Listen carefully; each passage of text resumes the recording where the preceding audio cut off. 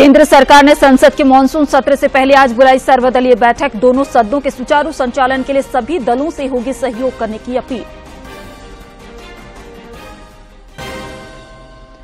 मुख्यमंत्री आज गिरिडीह के डुमरी में 79 करोड़ रुपए की 150 से अधिक योजनाओं का करेंगे शिलान्यास और उद्घाटन। लाभुकों के बीच परिसंपत्तियों का भी वितरण।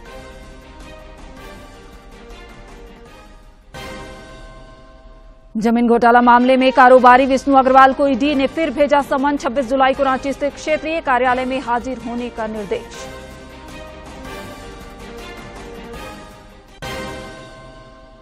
आगामी 24 जुलाई तक राज्य के कई इलाकों में हल्के से मध्यम दर्जे की हो सकती है बारिश। मौसम का मिजाज रहेगा सामान्य।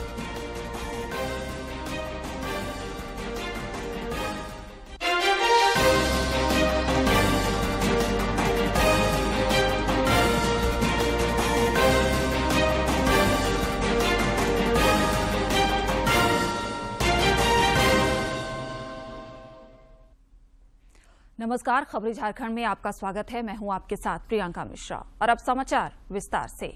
केंद्र सरकार ने संसद के मानसून सत्र से पहले आज सर्वदलीय बैठक बुलाई है। बैठक में दोनों सदनों के सुचारू संचालन के लिए सभी दलों से सहयोग करने की अपील की जाएगी। सभी दलों के साथ चर्चा की जाएगी। सत्र के दौरान सरकार जिस विधेयक को आगे बढ़ाना चाहती है उसके बारे में सभी दलों को एक औपचारिक जानकारी दी जाएगी। ऐसा इसलिए भी किया जाता है ताकि बैठक के दौरान राज्यसभा और लोकसभा के सांसदों के साथ एक आम सहमति बनाई जा सके, ताकि सुचारू रूप से सदन चले और एक सहयोग मिले। इससे जो संसद है उसके समय की बचत होती है और वहीं विपक्षी दल भी अपने अपने मुद्दों के बारे में सरकार को बताएंगे जिन पर वो सदन में चर्चा करवाना चाहते हैं। मानसून सत्र से पहले एनडीए के तमाम नेताओं की भी आज एक बैठक होगी। 11 अगस्त तक चलेगा। 23 दिनों तक चलने वाले इस सत्र में कुल 17 बैठकें होंगी। इससे पहले संसदीय कार्य मंत्री प्रहलाद जोशी ने सभी दलों से संसद के विधायी और अन्य कार्यों में रचनात्मक योगदान देने का आग्रह किया था।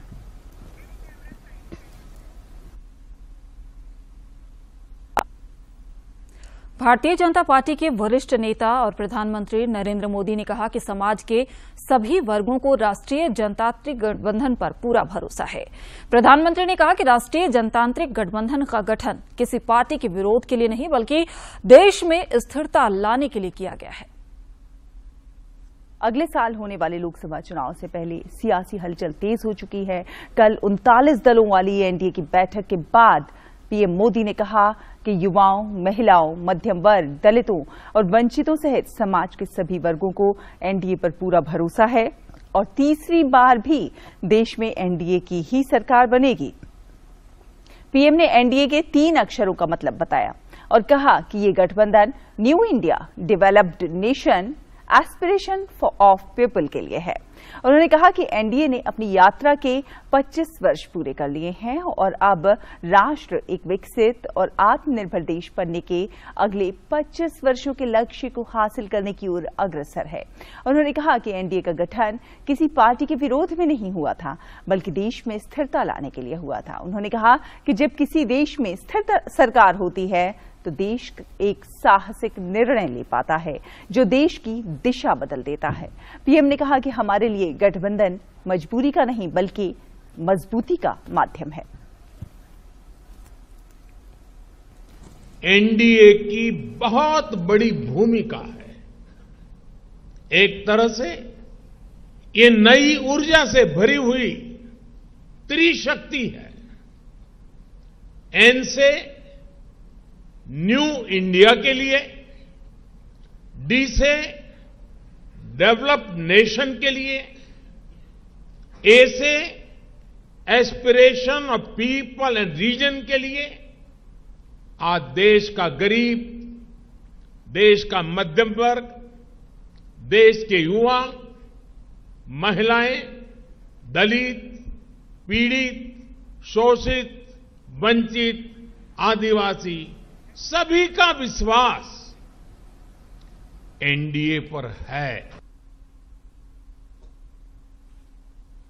प्रधानमंत्री नरेंद्र मोदी ने कहा कि जब गठबंधन सत्ता की मजबूरी होता है तो देश को काफी नुकसान पहुंचता है। गठबंधन सत्ता की मजबूरी का हो, जब गठबंधन भ्रष्टाचार की नीयत से हो, जब गठबंधन परिवारवाद की नीति पर आधारित हो, जब गठबंधन जातिवाद और क्षेत्रवाद को ध्यान में रखकर किया गया हो, तो वो गठबंधन देश का बहुत नुकसान करता है। नई दिल्ली में कल हुए एनडीए की बैठक में आजसू सुप्रीमो सुदेश कुमार महतो भी शामिल हुए। बैठक के बाद श्री महतो ने तस्वीरें साझा की है। आजसू पार्टी एनडीए की सहयोगी है और राज्य में फिलहाल गिरिडीह लोकसभा सीट से एक सांसद है। इधर राष्ट्रीय जनतांत्रिक गठबंधन एनडीए के खिलाफ आगामी लोकसभा चुनाव के लिए 26 विपक्षी दलों ने भारतीय राष्ट्रीय विकास समावेशी गठबंधन इंडिया बनाया है। कांग्रेस के राष्ट्रीय अध्यक्ष मल्लिकार्जुन खड़गे ने कल बेंगलुरु में विपक्षी दलों की बैठक के बाद इस पार्टी की घोषणा की है। बैठक में सोनिया गांधी, राहुल गांधी, झारखंड के मुख्यमंत्री हेमंत सोरेन सहित कई नेता शामिल थे।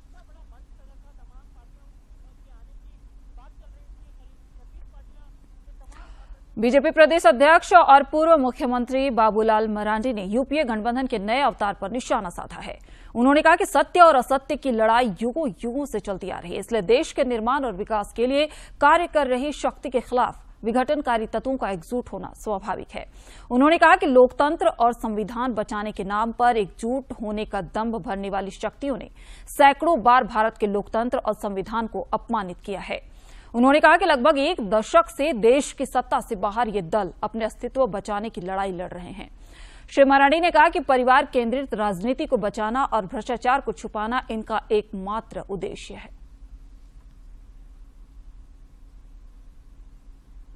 मुख्यमंत्री हेमंत सोरेन आज गिरिडीह जिले के डुमरी में लगभग 79 अरब 48 करोड़ रुपए की 188 योजनाओं का उद्घाटन और शिलान्यास करेंगे। श्री सोरेन इसके अलावा विभिन्न योजनाओं के लाभुकों के बीच परिसंपत्तियों का वितरण भी करेंगे। मुख्यमंत्री के आगमन को लेकर सभी तैयारियां पूरी कर ली गई है।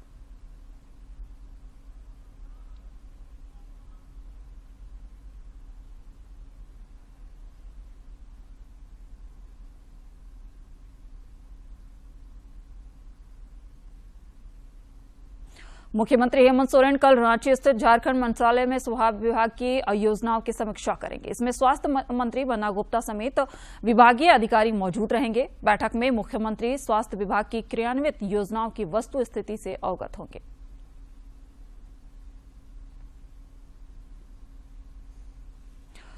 इधर झारखंड विधानसभा में 150 से अधिक अवैध नियुक्तियों के मामले में दायर जनहित याचिका पर कल झारखंड उच्च न्यायालय में सुनवाई हुई।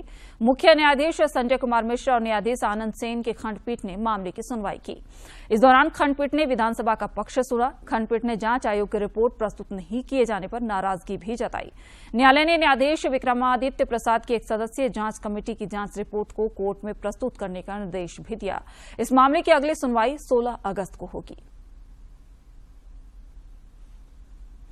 इधर जमीन घोटाला मामले में मनी लॉन्ड्रिंग के तहत जांच कर रही ईडी ने कारोबारी विष्णु अग्रवाल को फिर से समन भेजा है। अब उन्हें 26 जुलाई को ईडी के रांची स्थित क्षेत्रीय कार्यालय में पूछताछ के लिए बुलाया गया है। इससे पहले उन्हें समन कर 17 जुलाई को बुलाया गया था, लेकिन उन्होंने बीमारी का हवाला देकर उपस्थित होने में असमर्थता जताई और ईडी से 3 हफ्ते का समय मांगा था।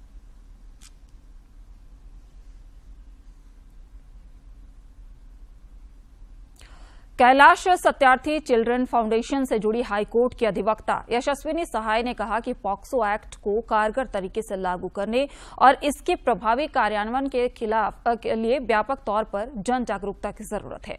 रांची में पत्रकारों से बातचीत में उन्होंने कहा कि झारखंड में इसके तहत काफी कम मामले दर्ज हो रहे हैं। इसके लिए व्यापक जन जागरूकता चलाए जाने की जरूरत है, जिसकी शुरुआत वे जल्द ही शैक्षणिक संस्थानों से करेंगी।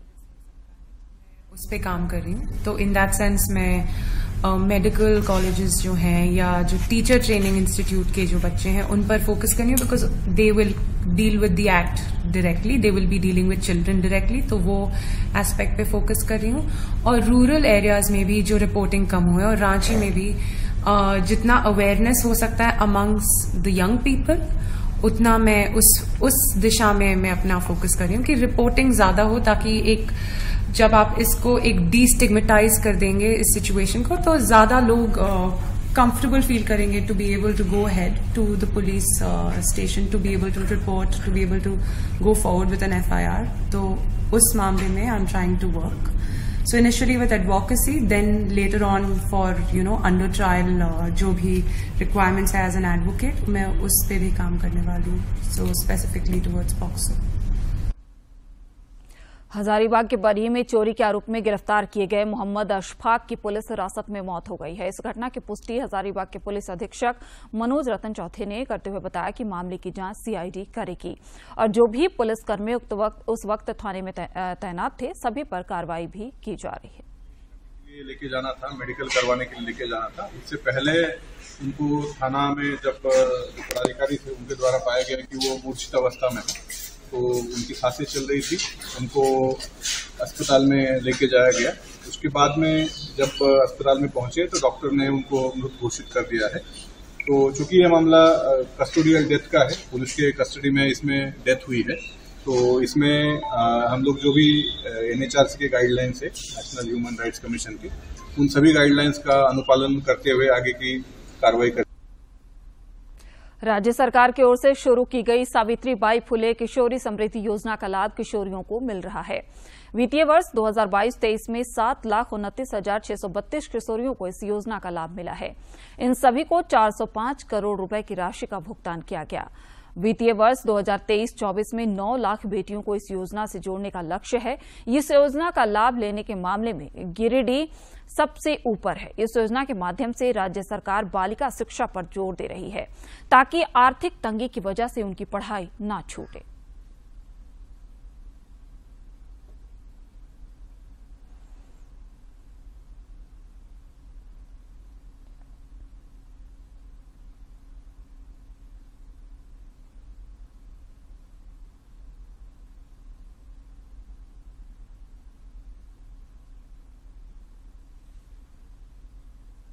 कोयला मंत्रालय ने एक बयान जारी कर कहा कि देश के ताप विद्युत संयंत्रों में पर्याप्त मात्रा में कोयला उपलब्ध है।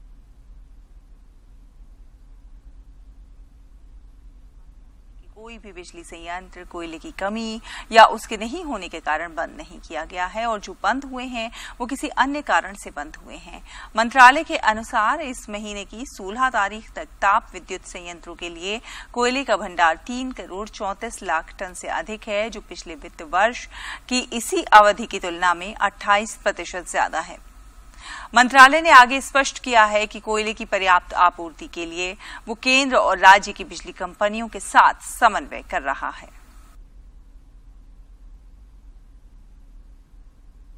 भारत की G20 अध्यक्षता के तहत रोजगार कार्य समूह की चौथी और अंतिम बैठक आज से मध्य प्रदेश के इंदौर में शुरू होगी।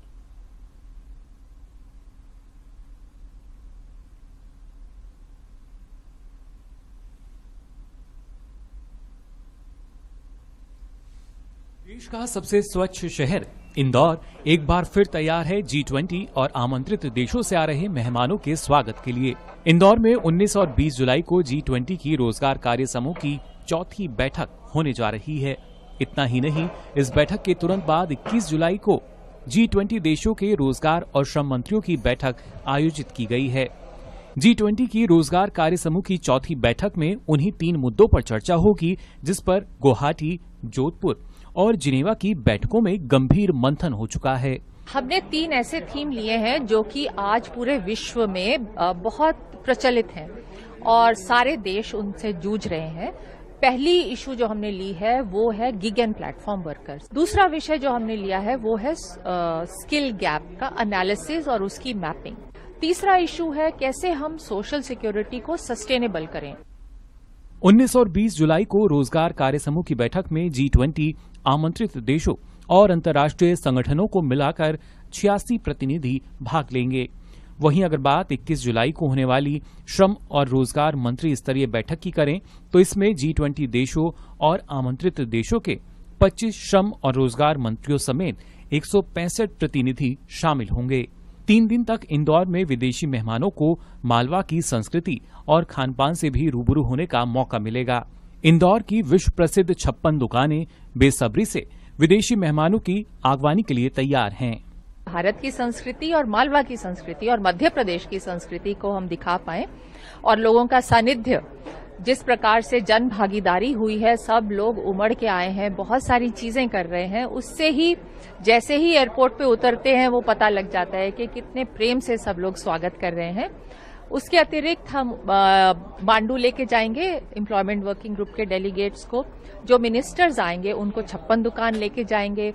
उनके लिए कल्चरल प्रोग्राम भी ऑर्गेनाइज किया है राज्य सरकार ने। इससे पहले इंदौर पहुंचे प्रतिनिधियों का स्वागत मालवी अंदाज में हुआ। बैठक स्थल पर मध्य प्रदेश के एक जिला एक उत्पाद महेश्वर की साड़ियों समेत मोटे अनाज से बने उत्पादों की प्रदर्शनी भी लगाई गई।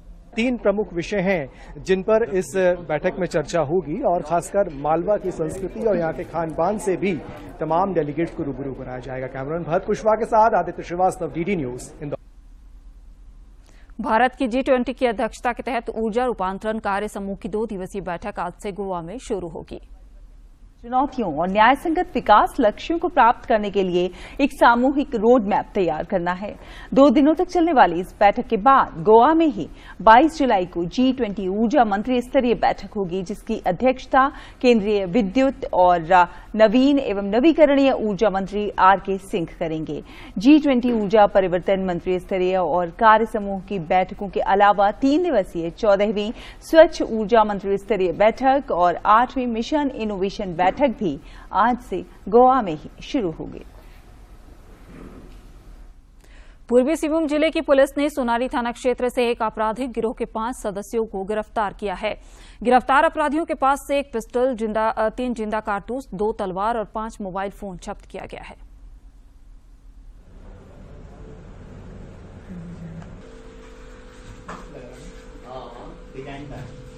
इस सूचना पर जो छापामारी दल की वहाँ 2 मोहाली पहुंची, जहाँ पर सूचना था, वहाँ जैसे रेड छापामारी किया गया, वहाँ कुछ लड़के बाहर बैठे हुए थे, कुछ गाड़ी पर ही थे, तो उसमें 5 लड़कों को, अपराध कर्मियों को पकड़ा गया, जिसके पास से एक पिस्तौल, 2 तलवार और मोबाइल और जिंदा कारतूस इत्यादि बरामद किए। सूचना और प्रसारण मंत्री अनुराग सिंह ठाकुर ने कहा है कि OTT प्रतिनिधियों की यह जिम्मेदारी है कि वे यह सुनिश्चित करें कि उनका मंच रचनात्मक अभिव्यक्ति के रूप में अश्लीलता और दुर्व्यवहार का प्रचार न करे। बैठक के दौरान ये बात कही। उन्होंने कहा कि OTT प्रतिनिधि ये सुनिश्चित करें कि उनका मंच अश्लीलता और दुर्व्यवहार का प्रचार ना करे। उन्होंने कहा कि भारत विविधताओं से भरा देश है। OTT प्लेटफॉर्म को देश की समग्र चेतना को प्रदर्शित करना चाहिए और सभी उम्र के लोगों को अच्छे अनुभव वाला कंटेंट प्रदान करना चाहिए। उन्होंने कहा कि OTT मंचों को देश की सांस्कृतिक विविधता के प्रति भी संवेदनशील होना चाहिए।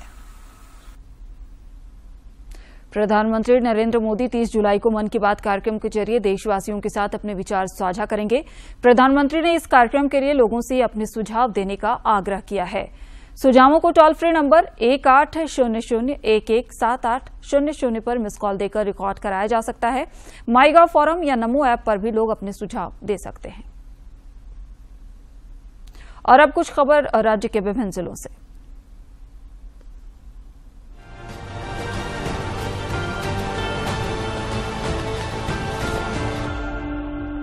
विधायक नीलकंठ सिंह मुंडा ने कहा कि सड़क विकास का द्वार होता है। इसी सोच के तहत खूंटी के दुर्गम क्षेत्रों तक पक्की सड़कों का निर्माण किया गया है। इससे शहर सहित दूरस्थ ग्रामीण क्षेत्रों में रहने वाले लोगों के व्यापार धंधे में आशातीत वृद्धि हुई है। वे बनई नदी पुल से छाता सूटी जलटंडा पथ के मजबूतीकरण कार्य का शिलान्यास करने के बाद आयोजित कार्यक्रम को संबोधित कर रहे थे। बोकारो जिले के चास प्रखंड के संधा पंचायत में विधायक अमर कुमार बावरी ने चास अनुमंडल कार्यालय के समक्ष अतिक्रमण हटाने को लेकर मंदिर कमेटी और ग्रामीणों के साथ धरना दिया। बाद में चास एसडीपीओ और सीओ और एसडीओ के साथ विधायक की वार्ता के बाद धरना 7 अगस्त तक के लिए स्थगित कर दिया गया है। हजारीबाग जिले के चौपारण थाना क्षेत्र स्थित दनुआ घाटी में भीषण सड़क दुर्घटना में 3 लोगों की मौत हो गई, जबकि 5 लोग गंभीर रूप से घायल हो गए हैं। घायलों का इलाज सदर अस्पताल हजारीबाग में किया जा रहा है। रांची जिले के टाटी सिलवे थाना क्षेत्र में मेडिकल दुकान और बाइक गैरेज में रंगदारी के लिए फायरिंग करने वाले 3 अपराधियों को पुलिस ने गिरफ्तार कर लिया है। गिरफ्तार अपराधियों के पास से एक देशी पिस्टल, जिंदा कारतूस और मोबाइल फोन बरामद किया गया है। पश्चिमी सिंहभूम जिले के नक्सल प्रभावित गोइलकेरा थाना क्षेत्र के हाथीपुरू के जंगली इलाके से पुलिस ने 10 किलो का एक बूबी ट्रैप आईडी बम को बरामद किया है।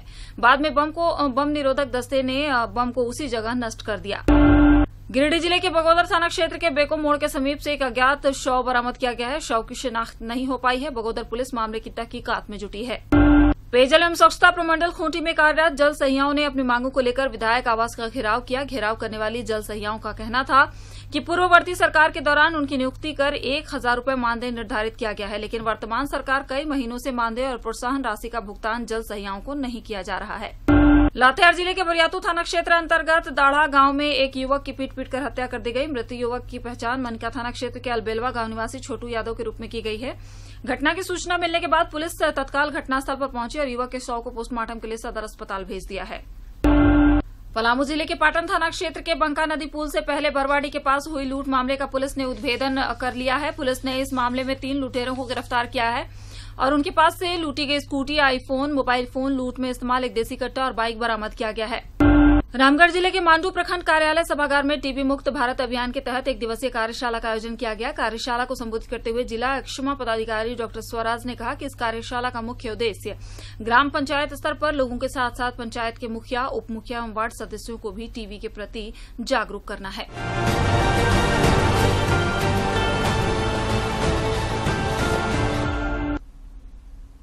इधर राजधानी रांची समेत राज्य भर में आगामी 4-5 दिनों तक मौसम का मिजाज सामान्य ही रहेगा। रांची स्थित मौसम विज्ञान केंद्र ने अपने पूर्वानुमान में कहा कि आगामी 24 जुलाई तक राज्य में कई स्थानों पर हल्के से मध्यम दर्जे की बारिश हो सकती है। पिछले 24 घंटे के दौरान राज्य में कई इलाकों में हल्के से मध्यम दर्जे की बारिश हुई है। सबसे अधिक बारिश करीब 23 मिलीमीटर के आसपास संथाल परगना के कर्माटांड़ में दर्ज की गई है।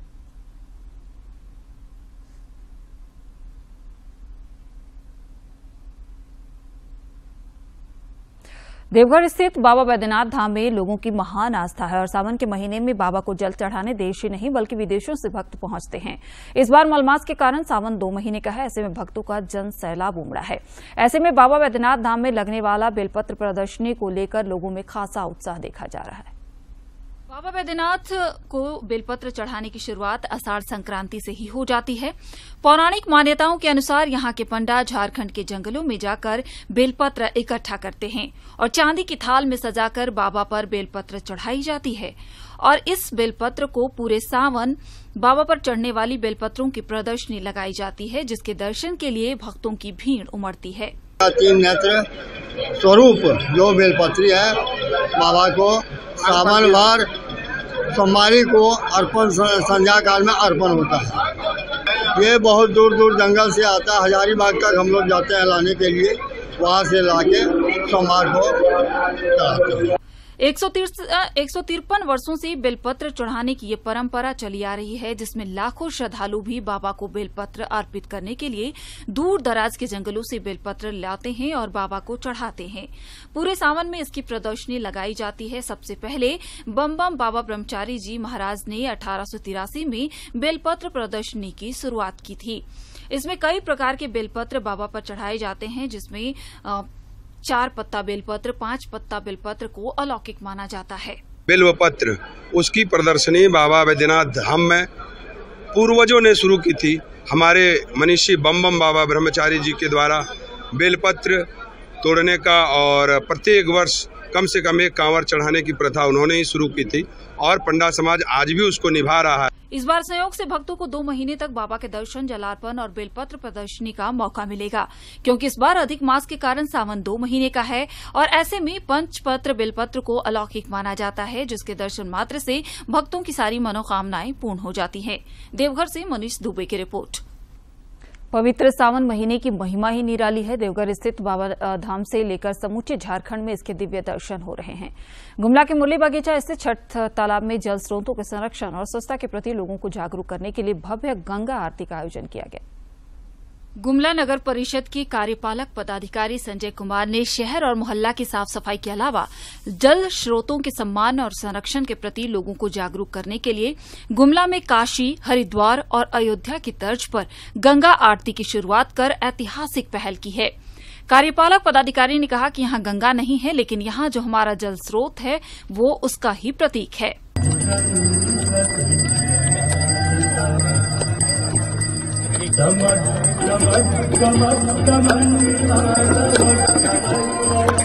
जल स्रोतों के संरक्षण के प्रति लोगों को जागरूक करने के लिए पीयूष पाठक द्वारा कराई गई इस आरती में हजारों लोग शामिल हुए।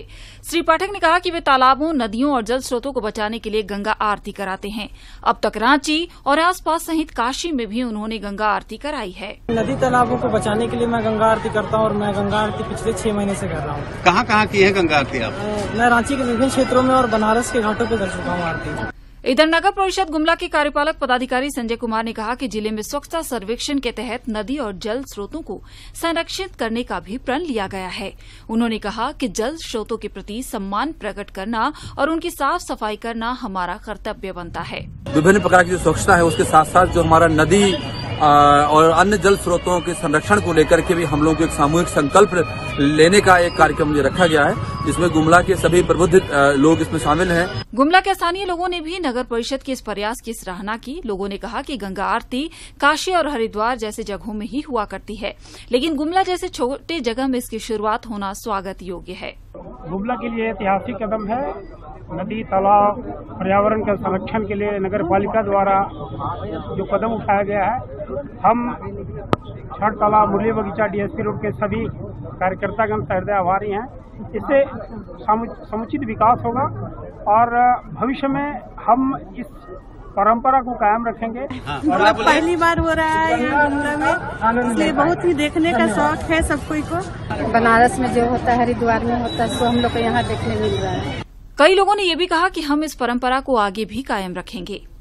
कहा जाता है कि जल ही जीवन है, लेकिन विकास की आपाधापी में हम अपने जल स्रोतों को बचाने और साफ सुथरा रखने की बजाय बेतहासा गंदगी फैलाने से नहीं चूकते, जिसके कारण गर्मियों में भीषण जल संकट देखने को मिलता है। गुमला नगर परिषद के कार्यपालक पदाधिकारी संजय कुमार के गंगा आरती की नई और ऐतिहासिक पहल से भविष्य संवर सकता है। गुमला से बलदेव प्रसाद की रिपोर्ट। और अब बात करते हैं कारोबार जगत की।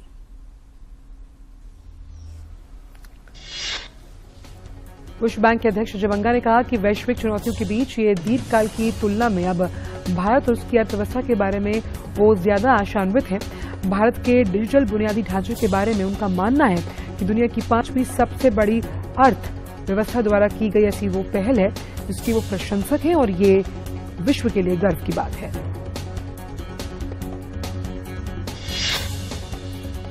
सेबी गैर कानूनी तरीके से निवेशकों से जुटाई गई राशि की वसूली के लिए 21 अगस्त को सन हेवन एग्रो इंडिया और रवि किरण रियलिटी इंडिया समेत 7 कंपनियों की 15 संपत्तियों की नीलामी करेगा।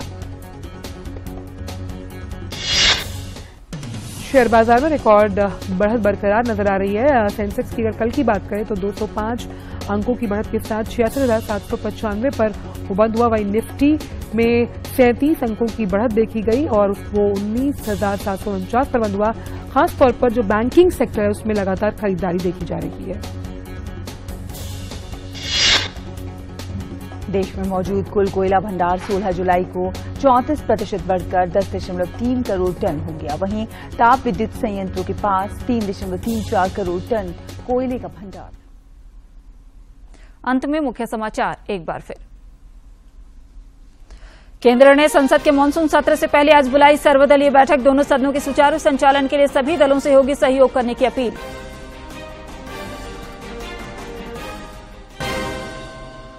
मुख्यमंत्री आज गिरिडीह के डुमरी में 79 करोड़ रुपए की 150 से अधिक योजनाओं का करेंगे शिलान्यास और उद्घाटन। लाभुकों के बीच परिसंपत्तियों का भी वितरण।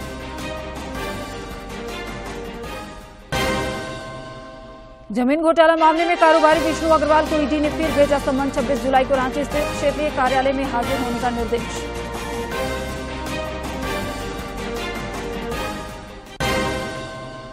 आगामी 24 जुलाई तक राज्य के कई इलाकों में हल्के से मध्यम दर्जे की हो सकती है बारिश। मौसम का मिजाज रहेगा सामान्य।